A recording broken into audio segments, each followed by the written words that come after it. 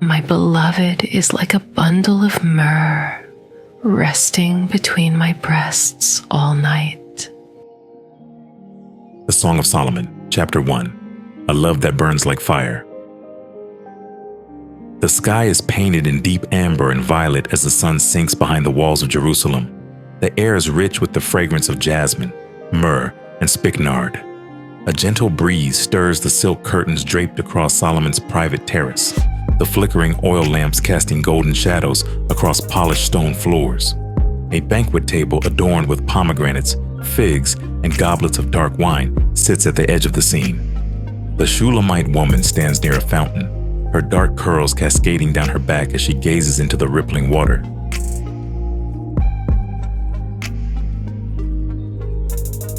The Song of Songs, which belongs to Solomon. Let him kiss me with the kisses of his mouth, for his love is sweeter than wine. She inhales deeply, the memory of his touch lingering in her mind.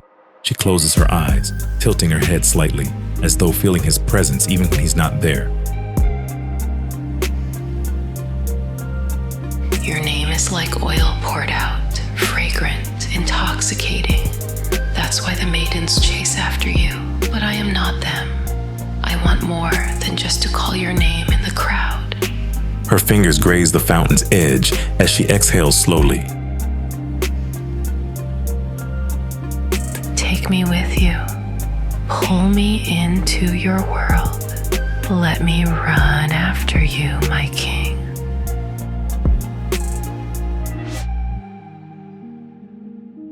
The sound of soft footfalls echoes against the stone corridor.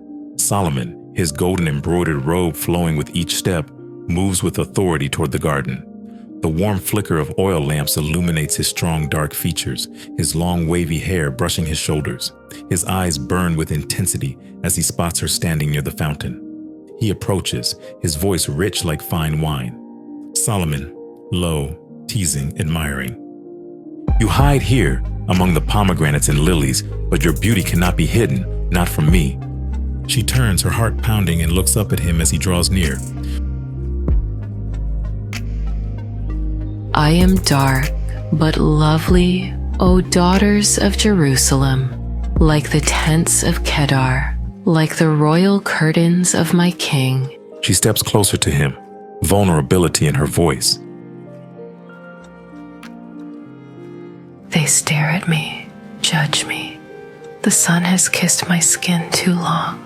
My brothers, they sent me to labor in the vineyards, making me a keeper of vines while neglecting my own. Solomon gently lifts her chin, forcing her to meet his gaze.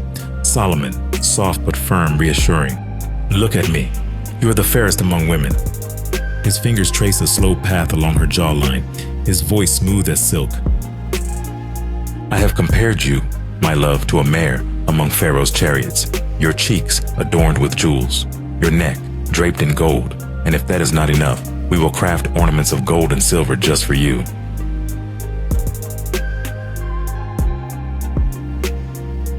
Golden light flickers against deep crimson silk drapes. The chamber is fragrant with spikenard and cinnamon. Solomon guides her inside, his voice dropping into an intimate murmur. Solomon, come, my love, let me drink of your presence as I do this wine. She sighs as he steps behind her, brushing his lips against her temple. The tension between them thickens. While the king sits at his table, my spikenard sends forth its fragrance. Her hands slowly trace over her own arms, the longing evident in her tone. My beloved is like a bundle of myrrh, resting between my breasts all night. Solomon's smile deepens, his fingers trailing over her shoulder. And you, my love, are like a cluster of henna blossoms in the vineyards of Engedi.